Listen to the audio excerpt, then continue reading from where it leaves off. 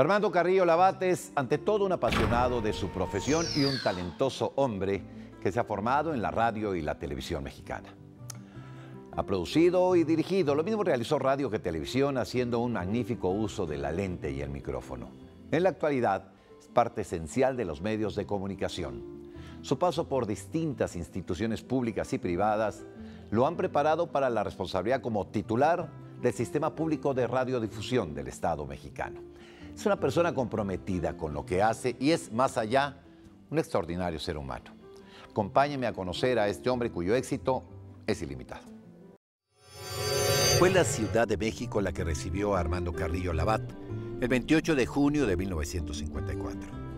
Creció en una familia de gran prestigio en el cine y la televisión, lo que pareció marcar su destino. Desde muy joven, desarrolló el gusto por la música, el cine y el fútbol americano. Pero su decisión se inclinó por estudiar la licenciatura en Ciencias de la Comunicación en la Facultad de Ciencias Políticas y Sociales de la UNAM. Hizo la especialidad de perfeccionamiento en realización de programas informativos en el Instituto de la Radio y Televisión Española. En 1974, comenzó su fructífera carrera laboral como auxiliar y luego jefe del Departamento de Prensa y Relaciones Públicas en el Banco Nacional Cinematográfico. Posteriormente regresó a su alma mater para hacer documentales sobre el Estadio Olímpico y los deportes en la universidad. Más tarde se desempeñó como jefe del Departamento de Formación y Superación del Personal Académico en la Facultad de Ciencias Políticas y Sociales. En el año de 1979 fue productor y director de cámaras en Imevisión. De 1981 a 84 fue el responsable de eventos especiales y productor ejecutivo del programa Desde Temprano. Fue profesor en la UNAM. Bajo su tutela, varias generaciones recibieron cátedra en Sociología de la Radio y la Televisión, Técnicas de Información y en la realización de radio y televisión. Fue productor de medios audiovisuales en el Consejo Nacional de Ciencia y Tecnología. Producto de su característica perseverancia, un año después, ya era el subdirector de medios audiovisuales. Posteriormente se desarrolló como director de producción de noticiarios y eventos especiales en MBS. En el Instituto Mexicano de la Radio fue director de producción. Ahí desarrolló programas para 20 estaciones radiofónicas. Su talento lo llevó a ser el director de operaciones en Grupo Imagen, donde tuvo la responsabilidad de supervisar el funcionamiento de 11 estaciones de radio, y durante su gestión se destaca la integración de tecnología de punta en sistemas de audio y video. También colaboró como director de operaciones en Proyecto 40 de Televisión Azteca. En 2013 es nombrado director general del organismo promotor de medios audiovisuales, OPMA. Actualmente, con la aprobación del Senado de la República, funge como presidente del Sistema Público de Radiodifusión del Estado mexicano. Su tarea es monumental, ya que es el encargado de proveer los servicios de radiodifusión pública y televisión digital a nivel nacional y al mismo tiempo supervisa la oferta de contenidos de calidad. Pues me gustaría sentirme muy satisfecho unos años de lo que aquí se hizo, porque bueno, pues todo es finito aquí, por más que la ley diga que son tantos años, bueno, tendrá un principio y tuvo un principio, tendrá un fin, y que cuando llegue ese final del encargo yo pueda decir, ahí está, ahí les dejé la vara muy alta, ojalá que la puedan rebasar para bien de México y de los medios públicos de México, que eso es lo que hoy día me tiene 100% ocupado. El primogénito de Queta Labat, hermosa actriz de la época de oro del cine mexicano, y de Armando Carrillo, reconocido camarógrafo, creció en contacto directo con la lente y los reflectores. Los foros cinematográficos lo acompañaron en la infancia desde temprana edad y estuvo rodeado de las estrellas del cine y la televisión en el auge de las producciones nacionales. Su vida misma se relata como si se tratara de una película, donde los personajes centrales y secundarios van entretejiendo una magnífica historia. Yo tengo pues, muy claros los recuerdos de haber ido a ver a mi papá trabajando en los estudios Churubusco en las películas y venía con mi madre, que luego me llevaba a acompañarla a los foros de Chapultepec 18 a que grabara su novela. Entonces, a mí cuando me dicen, oye, tenemos una cita, va a ser en Estudio Churubusco, que está en Atletas, no me da mucha risa. Digo, ¿por dónde entro, no? Tengo esa suerte que mi familia ahí desarrollaba sus actividades profesionales y pues yo, como era niño chiquito en ese entonces, pues andaba viendo a ver quién me cuidaba un rato. Me acuerdo muy bien, el enano Santanón, por ejemplo, sí, no, me puso mi primer susto grave en la vida porque venía disfrazado de zorrillo, porque estaba grabando la película del Loco Valdés. Con el Loco Valdés, y de repente se me apareció un zorrillo de mi tamaño que tenía. Pues imagínate el susto. Es decir, te podría platicar 4000 anécdotas, pero esa fue mi vida de niño, por supuesto. No fácil, porque fíjate que, te lo puedo decir ahora, al paso de las décadas, las personalidades son muy complejas. Y la fama luego hace que no sean personas comunes y corrientes. Sí. Y mira, Jorge, por ejemplo, hermano de mi madre, gran actor, que en paz descanse, era muy cariñoso conmigo. Pero imagínate verlo llegar, no sé en qué año sería, pero los 60. En un MG convertible azul, que era una maravilla. Y bajarse a abrirle la puerta del otro lado a Angélica María para entrar en mi casa. Entonces, esas cosas te marcan, man.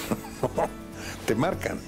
Porque yo, Angélica María, tengo el gusto de conocerla y admirarla desde que era una muchacha muy joven, porque yo la conocí, te insisto, llegando a casa a una reunión familiar con uno de mis parientes, y era la que cantaba en el radio. Entonces, esas cosas, pues te marcan.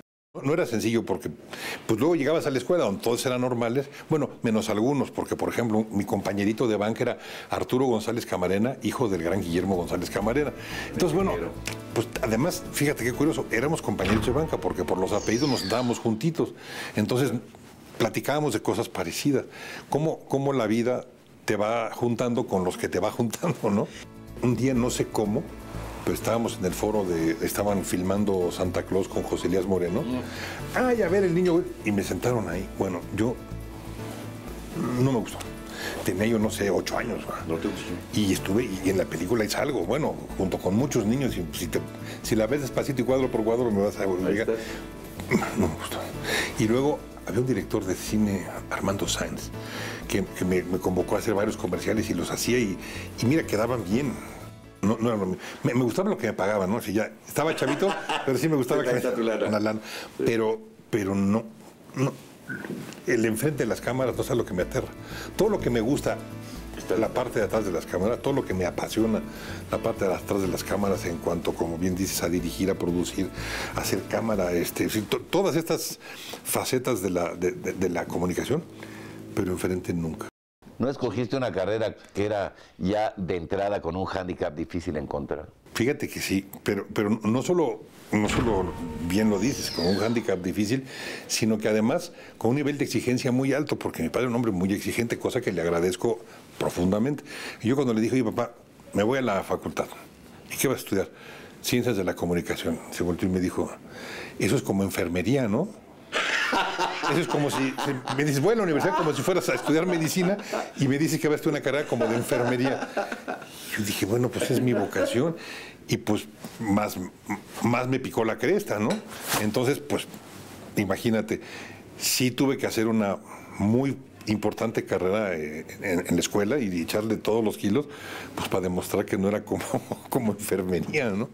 Mi padre fue el camarógrafo muy cercano en aquel entonces, junto con Servando González, eran el equipo que hacían el seguimiento presidencial. Ellos empezaron a hacer el seguimiento presidencial en cine con López Mateos. Entonces, bueno, viajes memorables, y ellos hacían el seguimiento presidencial en cine. El seguimiento en televisión todavía no había. El antecedente de lo que ahora es Sepropí un poco lo hacían ellos. Entonces, bueno, pues el estar cerca de la política, a mí me gustaba mucho cuando mi papá me decía, ven, va a haber un ensayo en Palacio Nacional, pero acompaña para que conozcas. Y bueno, pues entrar a esos salones en Palacio Nacional para acompañar a mi papá a poner las luces de lo que iba a ser al día siguiente el discurso, pues a mí me resultaba maravillosamente atractivo y fascinante. ¿Y quién te iba a decir que años después te iban a tocar ese tipo de tareas? Pues mira, ya cuando lo ves como algo que involucra tu responsabilidad, pues le mides la enorme responsabilidad que como medio de comunicación había para poder difundir exactamente lo que se pretendía, ¿no? Un informe presidencial, los desfiles del 16 de septiembre, todos esos eventos que... El 20 de noviembre. 5 de febrero. No, bueno, todas esas cosas pues llevaban, como lo tienen, una enorme carga de responsabilidad para los medios para poder hacer un reflejo de lo que estaba sucediendo ahí para la sociedad, y más desde el punto de vista de los medios públicos, que en aquel entonces toda esta conceptualización que existe hoy de medios públicos no la había. Eran, digamos, los medios que se encargaban de dar a conocer el mensaje oficial. Desde muy joven mostró tenacidad e inteligencia. En 1979 concursó y fue seleccionado como orador para representar al estudiantado en la conmemoración del 50 aniversario de la Universidad Nacional Autónoma de México. Durante 43 años, el matrimonio Carrillo-Labat consolidó una entrañable familia con 4 hijos. Armando Carrillo creció en la colonia campestre Churubusco, rodeado pues del amor de sus padres y la fraternal convivencia con sus hermanos Alejandro, Tere y Pablo. Las actividades que ocupaban su preferencia en la juventud eran jugar fútbol americano o béisbol, así como tocar el piano y la batería. Siempre nos llevamos muy bien, siempre tuvimos una muy cercana convivencia, aunque en los años, digamos, las edades no eran muy cercanas. Pablo se ve mayor que yo en la tele, pero es menor que yo 8 años. Y Enrique es menor que yo 6 años. 6 y 8 años cuando eres niño son muchos años de diferencia. Ahora ya te digo, son mis abuelitos y ya les pido consejos, ¿no? Pero la verdad es que en ese entonces era muy grande. Ellos jugaban cochecitos y yo ya andaba en otros asuntos, ¿no? Sí, claro. Pero la relación siempre fue muy cercana, muy cariñosa, muy fraternal en todo el sentido de la palabra. Somos muy compatibles, siempre lo fuimos. Los dos extremos de la familia en cuanto a los hijos, siempre fuimos muy compatibles en lo profesional.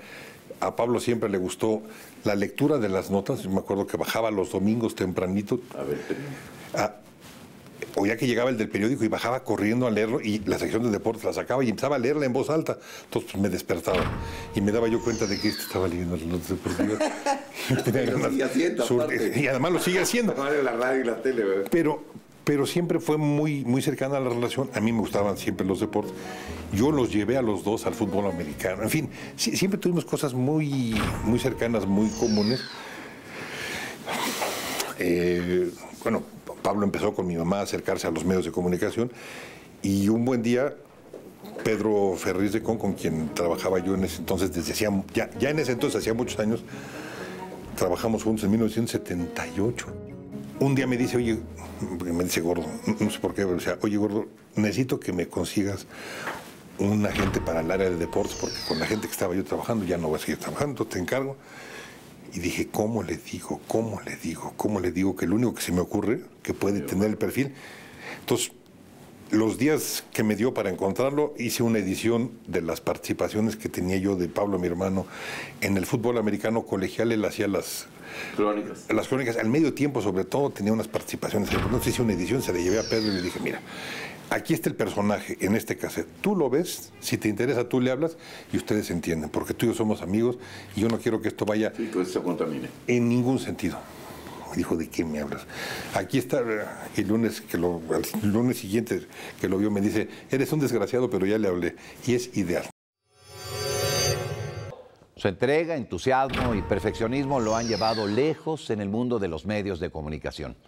A través de constancia, disciplina y esfuerzo, Armando Carrillo ha construido su carrera. En 1974 incursionó por primera vez en el periodismo y desde entonces es parte fundamental de lo que ven y escuchan las multitudes que integran México. La mayor parte del tiempo he trabajado en televisión y es muy demandante porque pues es el espectro completo, es la imagen. Pero la creatividad que se requiere para trabajar en radio no se parece en nada a la televisión, porque poderle transmitir al público solamente, y digo, fíjate, solamente con la parte auditiva, las emociones, las imágenes que requieres transmitirles, insisto, solamente con la parte auditiva, requiere una gran cantidad de creatividad que en la tele un poco la dejamos de lado. Ahora ya con estas cuestiones del HD, donde el audio tiene una calidad extraordinaria y la imagen también, como que regresa a esa necesidad de transmitir muchas cosas que por muchos años no fue necesario en la televisión y en la radio. Y entonces, ¿qué me gusta más? Las dos tienen un nivel muy interesante de reto para que el producto que generas te deje satisfecho. ¿Qué te gusta más, hacer o dirigir? Sí. Híjole, qué buena pregunta.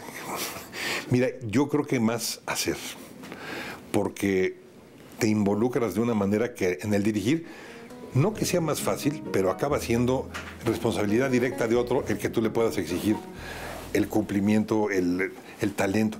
Pero cuando estás ahí metido, pues no es lo mismo comerciar con arte que ponerte a pintar el cuadro. Ahora, bueno, en cualquier computadora es un botonazo y listo. Claro, tiene su grado también, por supuesto, de demanda de talento, por supuesto que sí. Pero la simplificación de aquellos procesos, bueno, y en pocos años, porque hablábamos de los años 70 con el cine, pues era de 1 segundo, 2 segundos. Y era una cuestión puramente artesanal. Y ahora la tecnología te permite que nada de eso sea necesario. El primer capitán de barco, digamos, en una actividad profesional ya saliendo de la universidad. Es que esa anécdota es padrísima. Un día llega Antulio Jiménez Pons a la Facultad de Ciencias Políticas, donde daba clases. Pero gran maestro, además, del taller de televisión, que estaba en el sótano de la librería, de la biblioteca central de la UNAM. Ahí abajo de los murales de O'Gorman, en el sótano estaba el taller de televisión. Fíjate nada más que qué paradoja, ¿no? Bueno, ahí daba clases Antulio Jiménez Pons a las 7 de la mañana y llegaba en un Ford Galaxy blanco con un abrigo de mink hasta el piso blanco con su café. Jóvenes, buenos días. Imagínate. Bueno, un día llega y dice, oigan, en Canal 3 se va a abrir un área de noticias muy importante porque viene un grupo muy importante que salió de Televisa o que proviene de Televisa. Entonces se va a requerir apoyo de jóvenes estudiantes para hacer ahí labores de asistentes de producción. ¿A quién le interesa? Yo. Pues a mí. Y llego y resulta que el capitán de ese barco se llama Joaquín López Dóriga, ¿no? Entonces entro con Joaquín, niño, a ver, tú vas con el equipo de que está aquí, que se llama Pedro Ferriz de Con. Noviembre de 1978. Entonces, bueno, te enfrentas ya a otro mundo. Joaquín era un gran jefe, en el sentido de que no había nada que él no supiera de lo que tenías que saber. A mí me impresionaba mucho que sabía las capitales de todos los países. No había país que no supiera la capital. Pues te das cuenta que el nivel de compromiso era enorme, era enorme. O llegabas y le mostrabas una edición y te decía, ¿no te parece que quedó muy larga? Pues es que aquí dice que le dieron 50 segundos. No te pregunté cuánto le dimos, sino si no te parece muy larga la edición. Joaquín era un jefe durísimo. Y si tú supieras cuánto nos queremos todavía. Afortunadamente, cuando entro a los medios, todavía tenía la suficiente juventud como para ser un irresponsable de primera. Porque todo eso, en lugar de preocuparme, me divertía mucho, me gustaba mucho, me entusiasmaba muchísimo. Y en ese entonces tenía 20 años, ya no era un niño, ya no era un joven. Entonces, bueno, yo seguía teniendo ese referente familiar personal, pero ya con mi responsabilidad ante esos grupos de trabajo. Los deportes siempre me han atraído mucho y en ese entonces, ese grupito de trabajo, no sé cómo fuimos a dar al tenis, pero jugábamos tenis. Víctor Mendoza, que ahora es un personaje importante allá en la comunicación en Sonora, fuimos a dar y jugábamos tenis, ¿no? Si me preguntas ahorita dónde, en casa de alguien de ellos, entonces jugábamos mucho tenis. Luis Vázquez jugaba tenis, entonces nos hicimos un grupo que empezamos a jugar tenis y entonces ya era ir a jugar tenis. Luego yo fui a dar a un club de tenis en Cuernavaca que me lo llevaba para allá, pero el tenis estaba muy presente.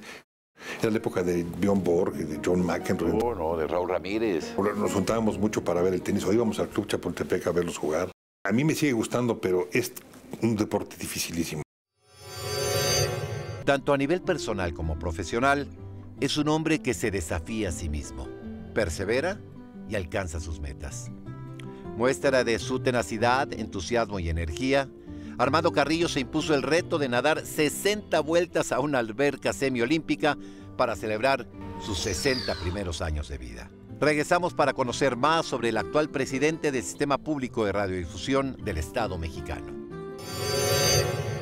Luego de que en 2010 se creó el órgano promotor de medios audiovisuales, el OCMA, Armando Carrillo fue nombrado el director en 2013 por su experiencia y capacidad para encabezarlo. Más tarde, derivado de la reforma en materia de telecomunicaciones, se creó el nuevo Sistema Público de Radiodifusión del Estado mexicano en sustitución del OPMA. Este nuevo organismo cuenta con 16 estaciones en 14 estados del país, lo que permite tener una cobertura del 56% a nivel nacional. Lo que pasa es que, como decíamos, los medios públicos en México, como se conocen ahora, son muy jóvenes. Es decir, hay muy jóvenes. Muy jóvenes. Aunque dicen, es que Canal 11 tiene 50 y tantos años transmitiendo. Sí, pero nunca con este concepto de televisión pública. El IMER tiene muchos años de haberse puesto en operaciones de los años 80, pero no con este concepto de radio pública como lo tiene ahora. Pero lo que sí te voy a decir es que el que se haya creado por parte del Poder Legislativo esta institución, este sistema, y que haya coincidido con que yo estaba disponible y preparado para poder hacerle frente, mira, aunque uno no quiera creer en el destino, pues es que se dieron las dos circunstancias. Y creo que se dieron las dos circunstancias. Bueno, puedo mostrar la hoja curricular de hace 10, 15 años. Ya decía en primer lugar, tengo la intención de dirigir un medio de comunicación nacional o internacional. Ahí está, y están las... En fin, yo sí quería llegar a un momento en mi vida profesional como este. Lo que veía yo en la iniciativa privada me gustaba, pero no era exactamente. Y en el sector público no existía. Bueno, pues la ley es del año pasado. O sea, ¿no? Pero se da. Ahora, se da. Y yo no decidí que yo era el mejor, ¿eh? O sea, sí me propuse, por supuesto. Pero, como tú bien decías, las diferentes fuerzas políticas, y que hizo su trabajo, me hicieron sudar la gota gorda en las comparecencias, sinceramente lo digo, gente de primer nivel que yo no conocía, que no tenía el gusto de haber visto en la cara. Yo pedí cita con los coordinadores parlamentarios, pues para platicar con ellos y conocerlos, porque yo no conocía al senador Barbosa. Lo había visto en la tele, pues, lo había visto en los eventos públicos, pero nunca le había dado la mano y decirle, señor, mucho gusto. En sí nací de chavos, pero éramos de pandillas amigas en la colonia de chavitos. O sea, ¿no? Teníamos, pues en ese grupo eran los grupitos de chavitos y él estaba... En otra pandilla. Pero éramos afines, pues, y jugábamos fútbol americano de chavitos. O sea, hacíamos cosas buenas, no eran las pandillas como se entienden ahora, ¿no? No éramos pandillas de Nueva York, éramos de los grupitos que hacíamos así cosas... Sí, hombre. Y sí, nos conocíamos de por ahí, luego hicimos remembranza y por ahí andábamos. Pero yo no y lo había visto, y por supuesto que había visto cuando fue jefe de gobierno, pero nunca le había dado la mano para decirle, senador, esto nunca había sucedido. Y sucedió. Y una vez que empezamos a platicar, empezamos a encontrarnos con coincidencias, y tanto con los de una bancada, también fui a sentarme con el senador Lozano, a quien también tenía yo el gusto de haber visto y conocido, pero con ninguno había sentado a tomar café, nunca. Y bueno, fue una actividad muy importante de sentarnos y de que me conocieran y de tratar de convencerlos de lo que yo traía adentro era lo que se necesitaba para este nuevo organismo. Yo tenía mucha confianza en lo que yo sabía hacer, y cuando vi lo que había que hacer aquí, dije, esto yo sí lo sé hacer, esto lo sé hacer y lo sé hacer muy bien, y la vida me ha preparado, me ha traído en los trabajos estos, aprendiendo lo que se va a requerir aquí porque mira, son dos muy importantes áreas las que aquí se requieren. Una que es la parte de la creación de los contenidos para programarlos en un canal de televisión, que eso es... Bueno, ya con eso tendrías para entretenerte 24 horas, 360, no. Pero hay otra parte. El ferrocarril se sostiene en dos vías y esta que te digo es nada más una.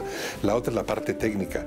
¿Cómo hacemos para que ese canal y todos los otros medios públicos que están en convenio con nosotros transmitiendo sus señales en nuestros transmisores sea posible? O sea, hacer que esta magia de la tecnología se dé para que la televisión de la UNAM, la televisión del canal 22, la DGTV, el canal 11 y nuestro canal se ven en todos los transmisores.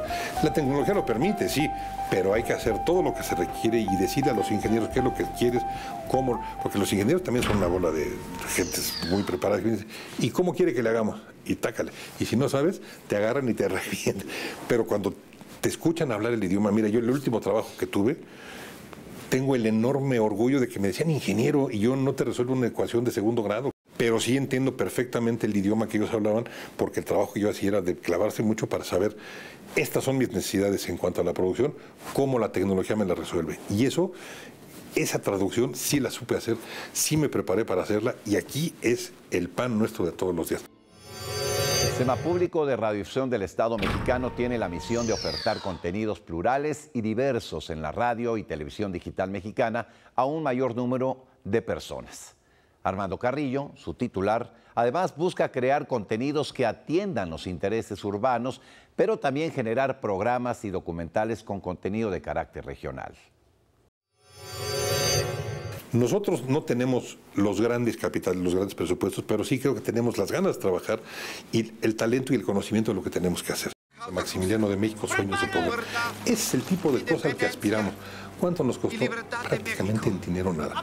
Pero sí nos tuvimos que ir a ver a los austriacos y a decirles, y a negociar con ellos, y a decirles, oye, tu visión como austriaco no es la única, tienes que venir a hablar con los grandes personajes del Instituto de Investigaciones Históricas de la UNAM para que eso que estás diciendo también te... Es el trabajo que tenemos que hacer.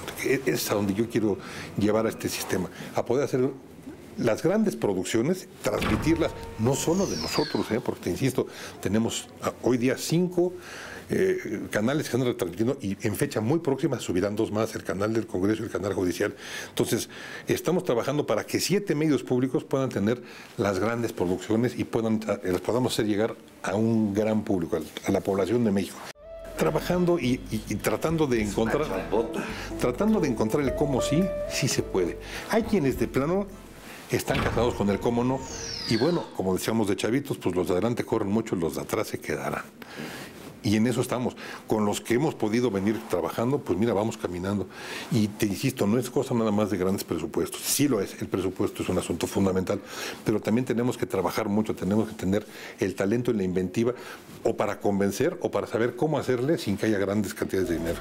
Es un sistema que están haciendo y que si bien tiene toda la ley muy bien especificado lo que hay que hacer, sí me gustaría pensar en que no solo cumplimos con lo que la ley dice, sino que hicimos cosas más allá. ¿Qué va a ser esto para las nuevas generaciones de comunicadores, Armando Carrillo? Mira, yo creo que aquí es en donde van a poder aspirar a llegar. Y creo que mi papá tenía razón. La pura escuela es la escuela de enfermería. No es suficiente con pasar los años que uno pasa en la universidad para decir ya soy comunicólogo. No, hay que meterse a leer todo lo que puedan leer, escuchar a los grandes talentos, buscar a los grandes literatos. Si no haces esta labor que viene junto con los medios, ya podrá haber 40 medios públicos de primer nivel en México y que el mundo los voltee a ver, que si la gente no se prepara en todo lo que hay que prepararse, además de las matrículas universitarias, no se va a dar. El sistema tiene un canal que produce y promueve y da a conocer en el 30.1 en la Ciudad de México. En los distintos sistemas de cable, en todos los temas de paga, lo puedes encontrar en diferentes canales. En Sky en el 265, en Cablevisión en la Ciudad de México en el 130, en Dish en el 170. En fin, en todos los temas de paga nos puedes encontrar. Y en la página www.unavozcontodos, ahí nos encuentra también. Ahí puedes ver incluso el canal en tiempo real. Puedes ver algunas producciones para las que tenemos derecho de reproducir en internet, las puedes encontrar ahí. Y por supuesto, cómo vernos en televisión abierta en las distintas ciudades en las que estamos transmitiendo. Armando Carrillo es un hombre incansable y de buen humor. Sin duda, el esmero, la creatividad e inteligencia que lo caracterizan han jugado un papel primordial en su éxito. Con una encomienda compleja, pero al mismo tiempo estimulante, Armando Carrillo Labat ha mostrado que la televisión pública es uno de los activos más destacados y virtuosos con los que cuenta el país. Yo le agradezco su atención y lo invito para que nos acompañe en la próxima emisión para conocer en corto a otra o a otro destacado mexicano. Gracias y hasta la próxima.